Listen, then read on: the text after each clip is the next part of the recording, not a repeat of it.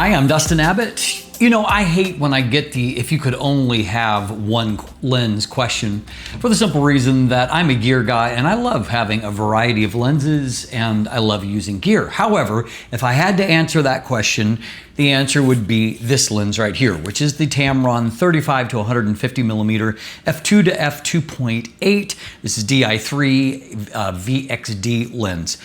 I reviewed this lens in late 2021 on Sony. I have been using it ever since, and I reach for this lens more than any other lens in my kit for the simple reason that it has a very unique combination of focal range and then also aperture value that pretty much makes it what I consider to be the perfect event lens, at least the most perfect one that I've encountered to this point. So it's my go-to lens when I want flexibility, when I want to get premium results. Now, more recently, it has become available for Nikon Z-mount. And so as I'm starting to become familiar with Z-mount and spending more time with my Z8 body, I've been very interested in seeing how some of these lenses survive that translation to a mount different from the one that they originally designed for. And so my question is am I going to love this lens on Nikon as much as I have on Sony? Well, that's what we're going to explore in today's review. Let's dive in. Now, the first thing that I do want to point out between these two lenses is that the MSRP between the E-mount version and the Z-mount version is different by $100. So it's $100 more expensive on Nikon Z-mount, and that's even comparing the original MSRPs for the two lenses. The Sony came in at $1,899 originally. The Z-mount version comes in at $1,999 or $2,000 US. I suspect I've seen kind of a consistent price premium for Z-mount on these Tamron lenses, and I suspect it really comes down probably to a licensing fee that Tamron is having to pay Nikon to have access to the Z-mount protocols. I don't know that definitively, but that is my working theory at this point. Now, as far as the overall construction, optics, all of those things, this is essentially the exact same lens, so obviously with a slightly different redesign to accommodate the larger mount protocols for Z-mount, which is considerably larger than what Sony's E-mount is. And so as a byproduct, you can see by taking a look at this shot that while there is quite a flare in for the E-mount version, much less so on the Z-mount to accommodate that wider diameter of the actual mount itself. Now, it doesn't change the overall diameter of the lens. The lens remains 89.2 millimeters or 3.5 inches in diameter for the simple reason is that the mount area is just not the largest part of the lens. So as a byproduct, the largest portions of the lens remain the same. The overall length is very, very slightly different, about 2 millimeters different. It is 151 millimeters in length or 6.2 inches here on Z-mount. And the weight to accommodate that, just a little bit more lens has increased by about 15 grams. On my scale, I weighed it at 1,188 grams or 41 ounces. In many cases, when there is this port over to a new design, you don't actually see updated figures, and that's true here. They give the exact same weight for E-mount and then for the Z-mount, but when I put them both on a scale, I saw 15 grams different between the two, and that makes sense. It is a little bit larger in its diameter in this place, a little bit more materials, and so that accounts for a very slight increase of overall weight. It's not a small lens, but when you consider the fact that it has the potential of replacing multiple, high-end premium lenses, I think that the size is justified. And frankly, I've used this lens for, the 3 years since it's been released, and I have never found it too onerous to take into the field, though obviously your mileage may vary. As with the E-mount version, we have 3 different custom function buttons here on the side, focus hold buttons, and those can be programmed either to a function from within camera, or you can also do a little bit of work with them. A little bit further options can become available between that and then what is a custom switch, 3-position custom switch here, which you can access through Tamron's Lens Utility software.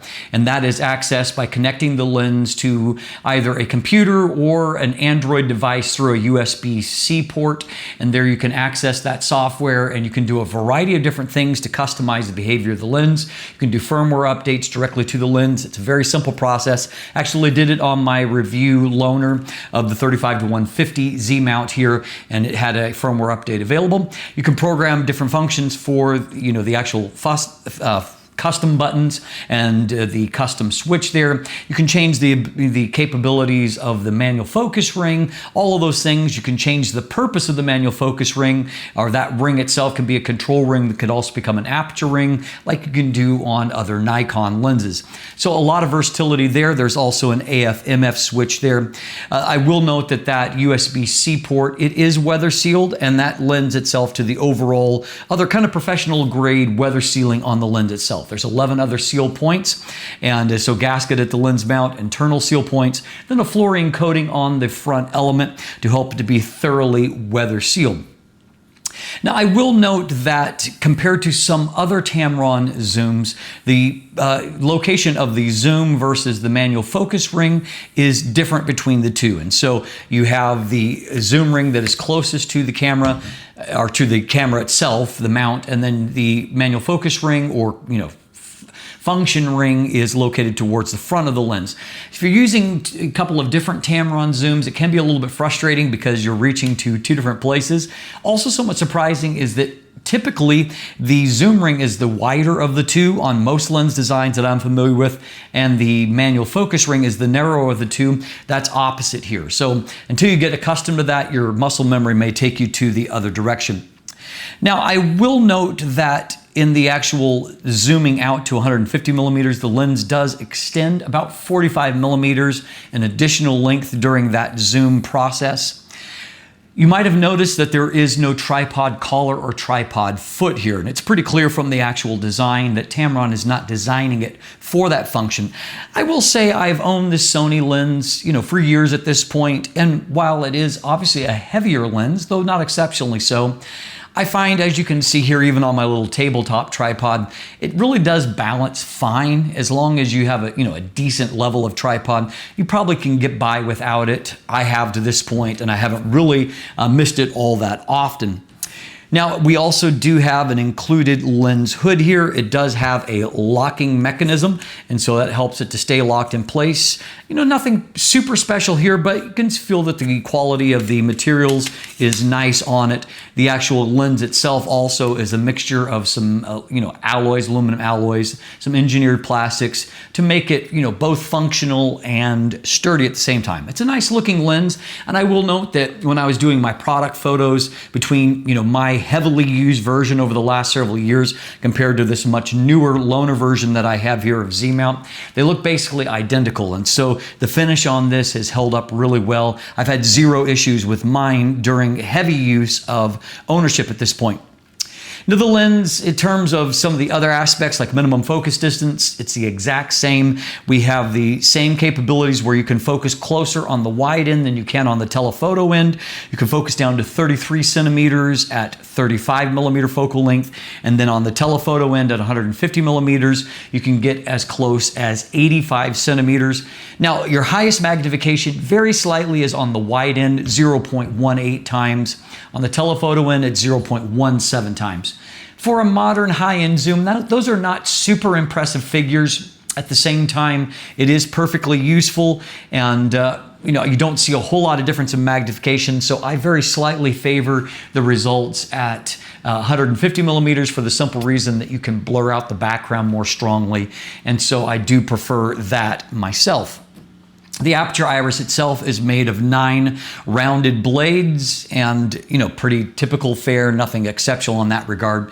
The other thing that is missing in the design is that there is no built-in lens stabilization. So what Tamron calls their VC, there is no VR, vibration reduction, in the lens itself. So your mileage is going to vary. I was shooting on the Z8 body, which has very good in-body image stabilization, so I didn't really miss it. Everything was just fine for that. Obviously, if you're shooting on a camera body that does not have stabilization, you're going to miss that more severely. So you might want to make your decision on the lens accordingly.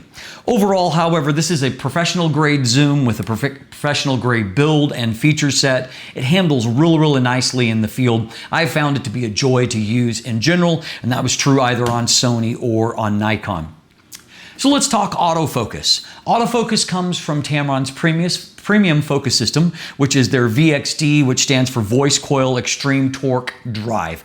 It is a high-powered linear motor. It is quiet, it is fast in operation, as you can see here. If it not as instant as the very, very best lenses with, often equipped with multiple linear motors, it is just like one step behind that. So very, very quick in operation. I've had to use this lens because it's a go-to lens. I've reached for it during this kind of graduation season and also event season. I've reached for it for many hundreds of shots in very difficult lighting conditions. One of the graduations that I went to document, their theme was under the sea, so they had the lights turned off. Obviously, they were not thinking photography when they did that. I spent the whole night at a minimum of ISO 12,800, but in extremely dim conditions and often with a moving subject, autofocus was just very snappy and very, very accurate even in those very difficult conditions. And so I got good results despite that. Likewise, some other events, another graduation, lighting was a little bit better, but I was still shooting at a distance and often at ISO 12,800. Again, focus results were nailed. Other less severe, either church or camp type events, I shot at those, and autofocus was just perfect over a very wide variety of lighting situations.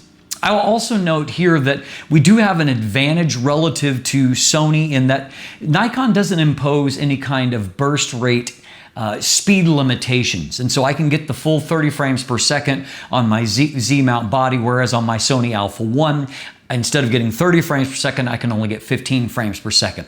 So a little bit more advantageous even for shooting sports, and the focus motor seems fast enough to keep up with all of that. And so very, very excellent autofocus results for stills. I also note on the video side of things that I have no complaints there either. As you can see here, my focus pulls were smooth and confident. There's no pulsing, settling, needing to lock down. They're just going from one to another with good confidence. And kudos on Nikon for continuing to improve their autofocus systems to where that also allows that to happen. In my hand test, whereas there was a few situations where I felt like focus lingered a little too long on either my face or my hand, the transitions were good. When it's locked on my face, it was nice and confident. And so no real concerns there.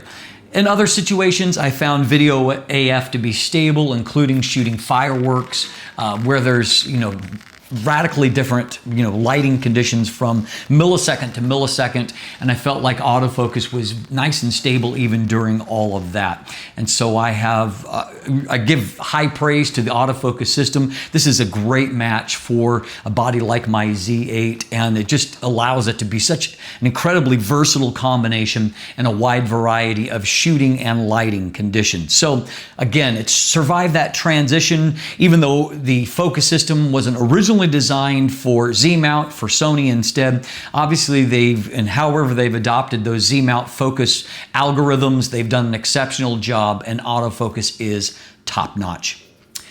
So as far as the image quality, I'll give you a quick summation and then we'll do a detailed breakdown. Even though I've reviewed this on higher resolution points on Sony, I'm interested in seeing how it holds up here on the 45 megapixels of my Z8. And so we'll dive into that in detail after my conclusion. Same optical design as what we have in the E-mount version. That's 21 elements in 15 groups with some exotic elements, as you can see here. As I look at the MTF charts that are presented by Tamron, and those show at 35 millimeters, 85 millimeters, and 150 millimeters. You can see that there's very, very good center and mid-frame results all across those. And corner performance is still decent. It's still good, but it's not as exceptionally high as what we see in the center or mid-frame. With that's a little bit less true in the middle of the zoom range.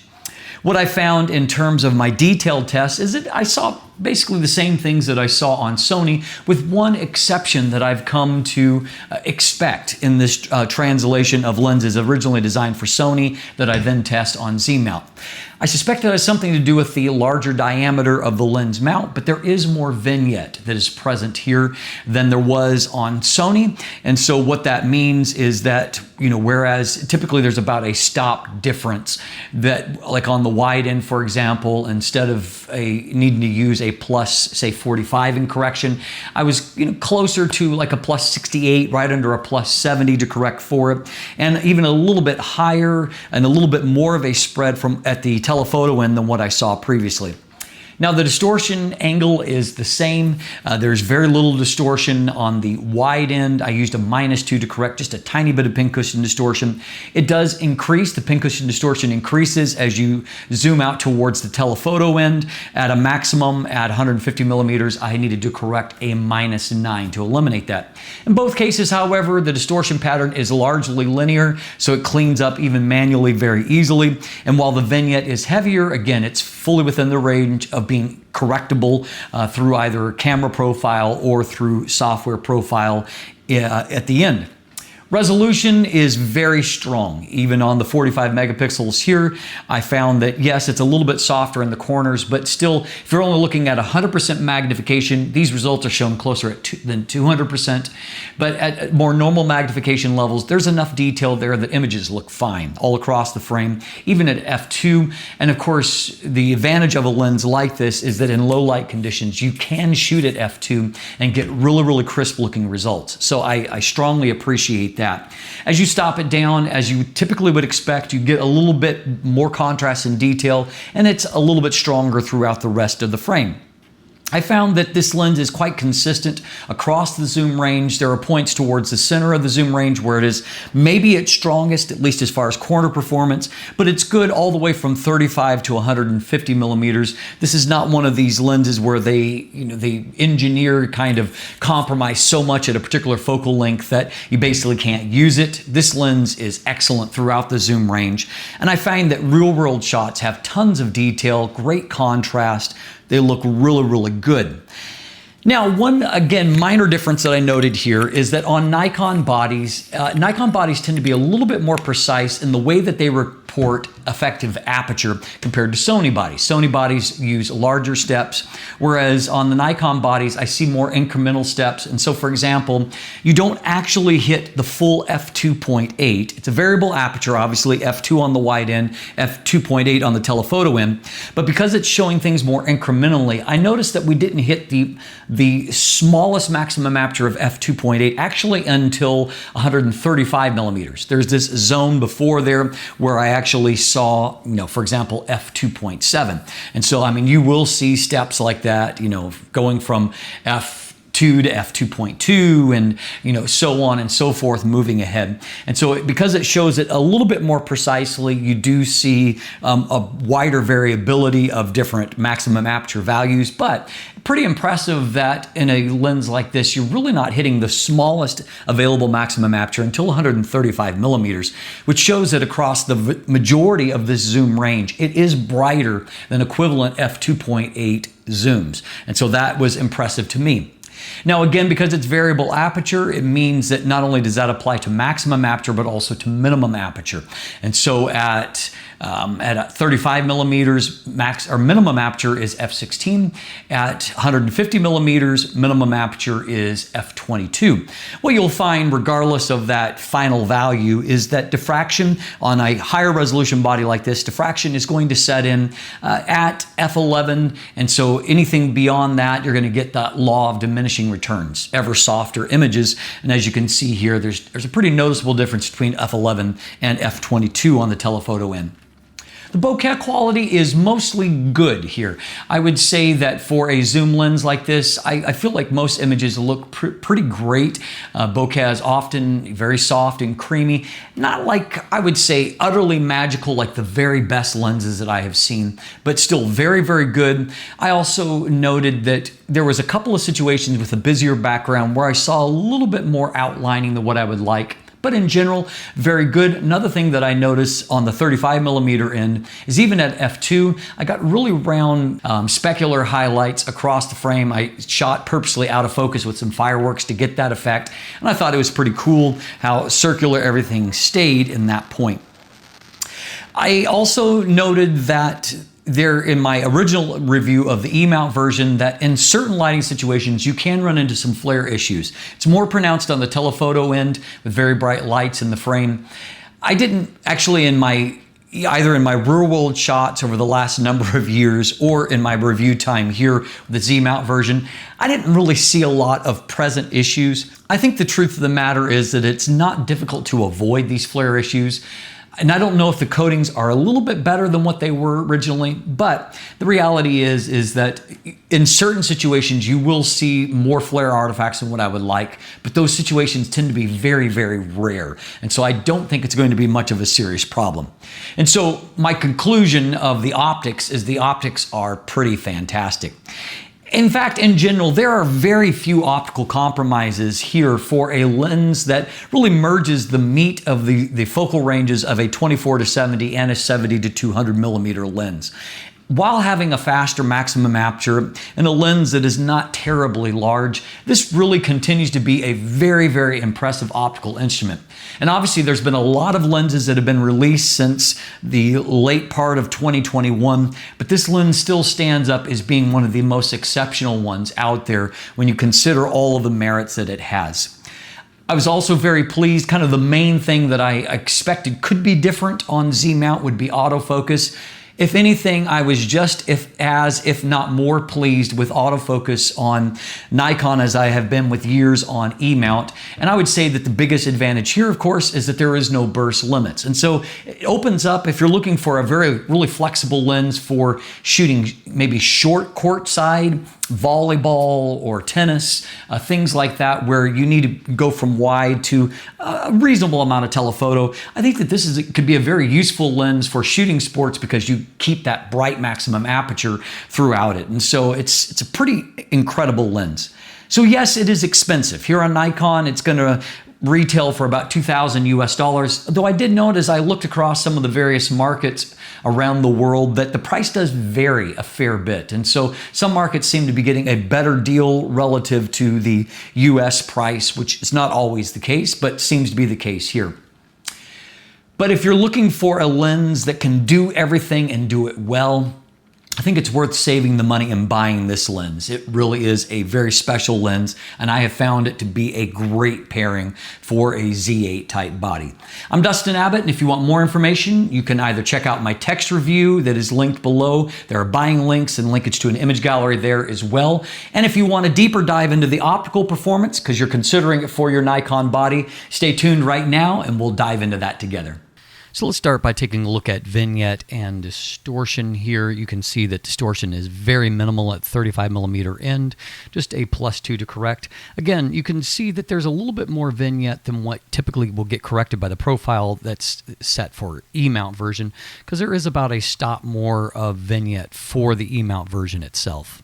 You can definitely see that on the 150mm end. You can see that the distortion amount has increased in the pincushion distortion. Here I used a +9 to correct.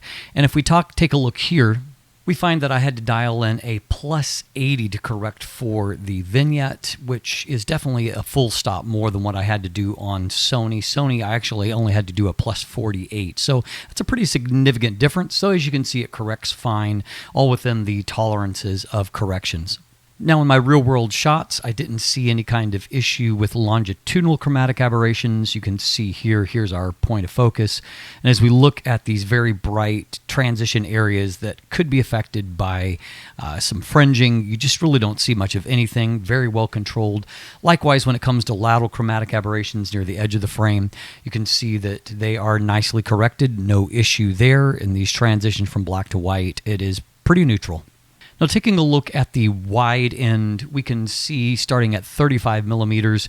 Now this test is on the 45 megapixels of the Nikon Z8, shown at 200%. Obviously I've already tested this at higher resolution levels on Sony, so I don't expect to see anything but good results, and obviously that's what we're going to see here. Center of the frame looks great, mid-frame looks great even at 200%. As we scroll down here, you can see that not much difference between this side and this side, so holding up well. And as we get towards the corners are not exceptionally good, but they're certainly not bad either. There's still lots of detail and good contrast into the corners. Now as we stop on down, we can see that by f4 you're starting to get more detail into the corner. Switching to f5.6, and you can see now that the corners are looking really quite crisp at 35mm f5.6. A quick tour around the image, you can see here that this corner also looks good. Upper corner looking very good, and then finally our upper right corner also look very good, showing to a good centering performance. Now, as mentioned in our overview, the minimum aperture is going to vary just like the maximum aperture, and so we go from, in this case, a minimum aperture of f16 on the 35mm end to at 150 millimeters, it'll be a minimum aperture of f22. You can see, however, that there is definitely some softening of the image. If we look here in the center of the frame, f11 is still looking nice and crisp. f16 here, not bad, but definitely softer due to the effects of diffraction. Now, because I've previously tested the optics in detail, I'm just going to do a midpoint in the zoom and then the telephoto in. So here at the midpoint, we can see that the center performance looks very good at f2.5, which is maximum aperture now. f2.8 shows a little bit of stop down on the right. We can see that there's not a huge amount of difference. Both look really good. Mid-frame results looking very good as well. And into the corners also looking good here. Nothing really to complain about. A nice consistent performance here. As before, if you stop on down to f5.6, you get pretty much razor sharp results all across the frame. We can see how great it looks here, and then right down into the corners, you can see excellent detail and contrast there into the corners of the image. So finally, at 150 millimeters, f2.8, and then f4 on the right, we can see that the center performance looks really quite good. Good detail and contrast that are there. And better still, if you stop down to f4, the mid-frame result looks good. It looks really good by f4. The corner performance, again, it looks good, but is definitely brighter by f4 as we get some of that natural vignette lift and just a little bit better looking results. You can see that wide open, it's good. Stop down a bit, it's great. So let's bring that into the real world. Here's 35mm f2.8. And so we can see here that if we punch in, you can see that the detail is just excellent. All across this, if you look right off to the edge where you're seeing the textures, look down at this thumb down here, great detail there. That's all throughout the frame, nothing to complain about there. This is 70mm f2.5, so wide open here in the middle of the zoom range, and we can see, again, looking at a pixel level, detail is just fantastic. Nothing to complain about there, and we can see once again that as we go down right towards the edge of the frame, you're still seeing detail in the textures in a real-world shot. This is an indoor shot obviously at higher ISO, 3200 f2.7, which is maximum aperture here. You can see that even though, there's obviously the effects of a little bit higher ISO, in this kind of very real-world application, from a distance, you can see just how good a job the lens is doing. Detail really looks great there, and obviously able to catch that moment well.